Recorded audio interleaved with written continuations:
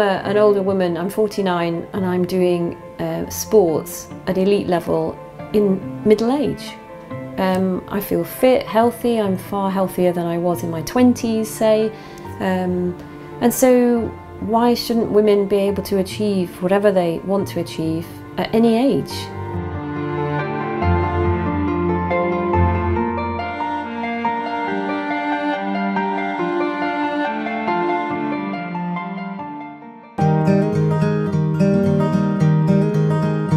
This is the best sport ever. It's so much fun, and the joy that you will see people having as part of this sport is brilliant. It's so good. That's why people will sacrifice things to come here, because it's about a sport, it's about the people that we skate with, it's about learning a new skill and trying to be the best, and it's just brilliant.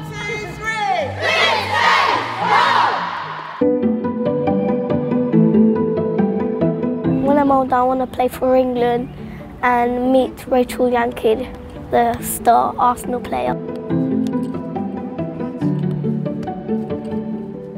Football gives her a sense of responsibility, especially since being at Arsenal. She's had a lot of responsibility, and she gets ready herself.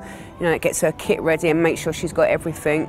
And I suppose it gives her a sense of pride, you know, like that she's within a team, she's working, doing something that she absolutely adores. First of all, they was a bit confused, oh, there's a girl on our team, and they didn't really pass to me. As I was getting into it and scoring, they was like, wow, she's really good. The Women's Sports Trust grant gave Lexi the opportunity and reassurance to know that she could stay at Arsenal. The grant came mid-season, and financially we were struggling. So it gave her the reassurance and the confidence to carry on. What we've done with the Women's Sports Trust Fund is that we've invested that in equipment for our newer skaters, because we do want to encourage new people to do this, but obviously it's a sport where you need the equipment to start. But that's why we've been able to take such a big intake, and we've got more and more demand. For Rio 2016, the only way I can prepare is to enter as many competitions as possible.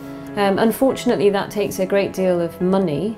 The grant from the Women's Sports Trust is an amazing boost for me. It makes me able to go to my World Cup, which I've just done in Italy last week. It's also the recognition that you're supported by somebody, by an organisation, because you're a woman competing and trying to get sponsorship.